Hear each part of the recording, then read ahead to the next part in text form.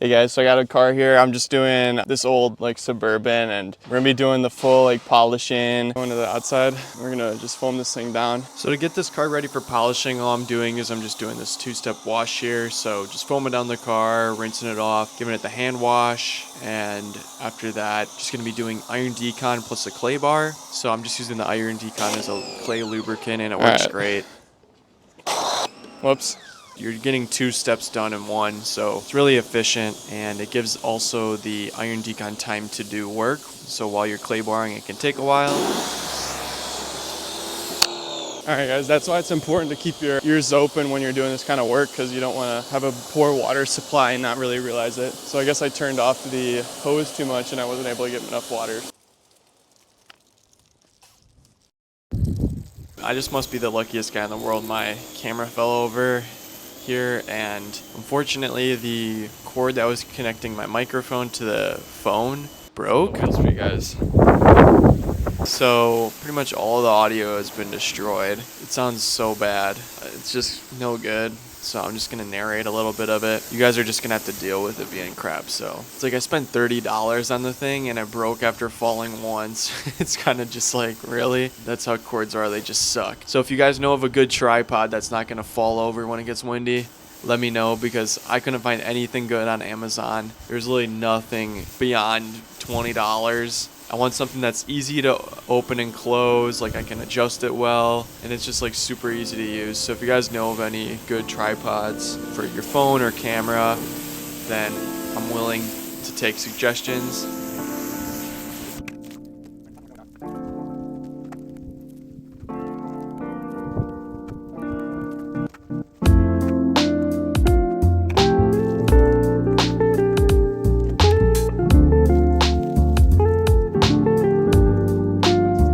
So now we're kind of just getting to the fun part here. We got the iron decon I'm just spraying on there. Basically what it does is it pulls out any of that iron. It gets into the paint when you're just simply driving around. It's something that accumulates very slowly over time. Even if you wash your car, it won't come out. Since I'm only one person, I don't want to spray the whole car with the iron decon and then work the clay bar over it, because that'd take too long. So I've just done a short little section of the car. I'm just going to grab a little bit of a clay bar, and I'm just going to flatten it out into like a smooth little circle, and then I'm going to rub it over the paint, and you can also rub it over the glass, or really any surface of the car, and that'll help to pull out any of those embedded decontaminants that you couldn't get with a normal car wash. The iron decon, it was pretty much fine on. I think this thing is mostly just used in the woods, so the iron isn't so bad, but the embedded decontaminants were pretty bad. I don't think I show that, but you just have to take my word for it.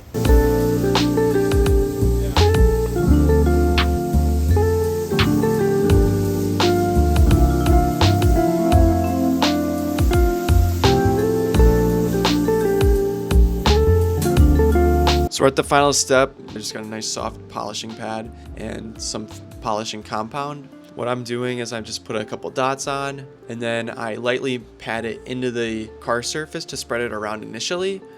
And then what I'm gonna do is I just turn on the polisher, and you wanna do a fast pass so you quickly go over the paint with the polisher. And this helps to just spread the polish so that when you go over it slowly, it won't splatter and shoot everywhere. And you want to work in small enough areas where you're going to be able to see the before and after result. This car needs way more polishing than what I'm giving it. While this polish is going to help a little bit, since I have a very soft red pad with the polish, it's going to basically do absolutely nothing other than add some gloss to the surface. So if you really want to work those out of there, you're going to need a heavier compound. It's kind of hard to determine what level of compound and pad you need. That's something that comes with experience, but you just want to go with a lightest approach first, and then you test it in an area to see if it's doing enough to get the scratches out. And if it isn't, then you go heavier, and if it is, then you could maybe go lighter, or you could stick with what you have. The goal is to remove all the scratches from the paint, but you want to do it with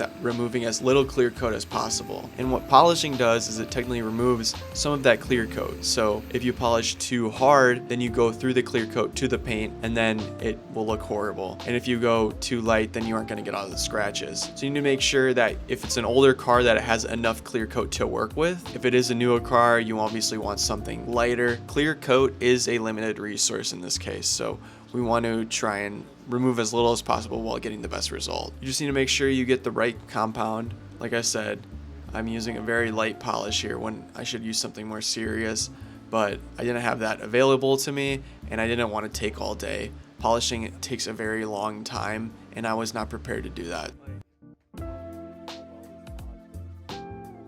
So I just got this new couch and wanted to use it. It's a little dim in here, but figured we could chill on the couch and talk about a little bit of polish, because I know you guys always love a little bit of extra me time. I've got 3 different types of polish here, and I'll flash them up close on screen for you guys. These are just a few different types of compounds. You can see with the 110, that's what they call a ultra speed or heavy cut compound. And what that means is it'll remove a lot of the clear coat. So if you have really bad paint and you know there's a lot of clear coat on it, then you could use the cut to essentially dig into it and flatten it out, and that'll give it a nice smooth shiny appearance. That's what we all like on the cars when that paint shines, right? So that's what a heavy cut will do. But you got to realize that if you use the heavy cut, it's going to remove more clear coat. And like I said, clear coat's a limited resource. You can get tools to measure how thick your clear coat is. That can kind of help you gauge if you want to use something heavier or lighter. If you're using something really light, like a polish, you won't really have to worry about that too much, because a polish will basically remove next to no clear coat. Meguiar's has this 0 to 12 scale, and this is like a 3.5. This is gonna depend and vary between brands. They all have their own way of measuring how much it cuts. I mean, it's just the most confusing thing ever. When you're testing an area to see if it works well, you want to make sure you always test in a new area, because if you do 2 tests in the same area, then you've done 1 step of a polish with a red pad, and then if I go to try with the blue pad instead, if I do the blue pad where I did the red pad, then I'm doing 2 steps. I'm doing the red pad and the blue pad. So when you're testing, make sure you have a spot where you do the red pad, and then you have a spot where you do the blue pad and then the green or whatever. You don't want to change too many variables, but you also want to get a good result, and that's also going to come with experience. So just try to gauge initially like how bad it looks. If it's just mostly like faded out and worn, you might be okay with just doing a normal polish, which is going to be a very light cut. And if it's something that's got like deep grooves in it, or I don't know what would kind of define a need for a heavy cut polish, but I do have a lot of it. Just use your kind of discretion and, to make mistakes and learn. If you're careful with it, you really shouldn't have any issues where you like blow up some paint. I would just suggest that when you start, you stick with 1 brand of polish, just so you kind of get used to their scale, and then maybe you can move to another brand if you don't like it.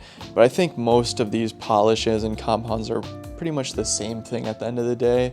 They're just going to be like essentially like sandpaper, right? That's how I kind of view it. It's just a sandpaper that also has some kind of filling to it. I hope you enjoyed this little bit of couch time. I don't really plan on doing it ever again, but I just got this thing, so wanted to put it to use for this. As always, I love you guys.